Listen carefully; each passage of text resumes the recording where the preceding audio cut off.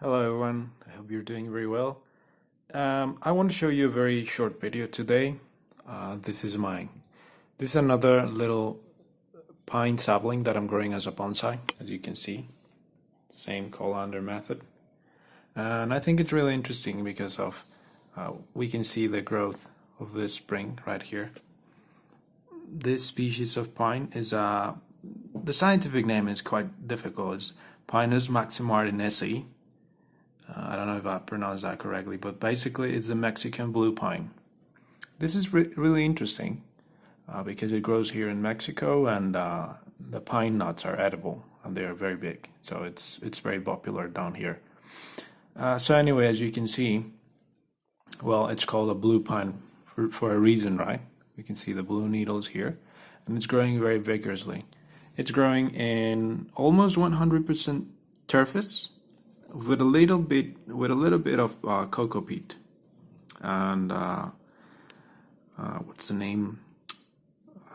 Peat moss. Yeah, peat moss. That's it. As you can see, I'm fertilizing heavily with organic fertilizer, and that's just helping the tree to, gain a lot of bigger. What we're going to do today, it's a little bit of weeding. It's important that we don't let these little weeds take over, because they will take over. Especially this one. This is artillery fern. This little. You see that? And this one right here. This is some type of little fern as well. So, I'm gonna get rid of it. Micro landscaping. Anyway, so I just fairly recently planted this. A couple of months really, and it's been growing well. The only thing that we need to do right now is leave this little branch here on the top to grow wild. That's gonna give us extra thickness on the trunk, and also it's gonna bigger the entire tree.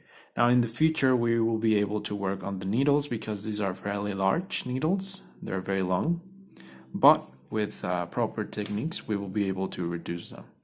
So I said this is a very short video. That's it for the pine. If you have any questions about it, of course, please leave them down below. I will answer each and every one. But also what I wanted to show you is a couple of months ago, I started to try and germinate several dozens of Japanese maple and trident maple seeds. And I'm very impatient, so after a couple of months in the fridge, I try to plant them. Mainly because we had spring just around the corner, so I thought it would be a good idea to plant them. And I didn't get much success. I wasn't expecting much success from those seeds because they weren't fresh in particular. And if they are fresh, you might have a chance, but if they're not, well, of course, you will not get many seedlings germinated.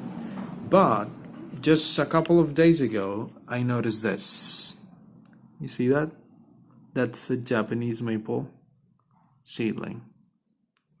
Well, it can be a Japanese maple or it can be a trident maple. Anyway, what I'm going to do today is I'm going to take a fork. I'm going to carefully take that out, and then I'm going to put it in its own pot. All right, there we go. If we have more seedlings in the future, well, it will only be a matter of, pay attention. Here we go. Here we have it. Nice roots. It's liking the substrate.